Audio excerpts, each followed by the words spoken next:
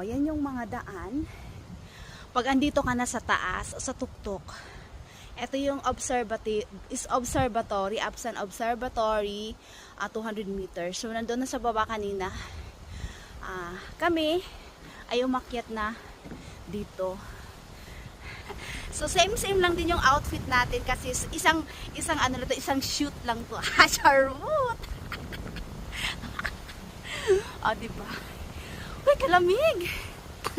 Lamig ka, ayo ba? Kasi, mag-start ng tawag nito, magutom. Kaya malamig na. At saka, maaga. Yun, diba? Ang ganda lang dito. Oh. Sino nagsabi sa inyo? Nasa taas na kami ng bundok. Oo. Mas maganda talaga dito. May tao pala doon.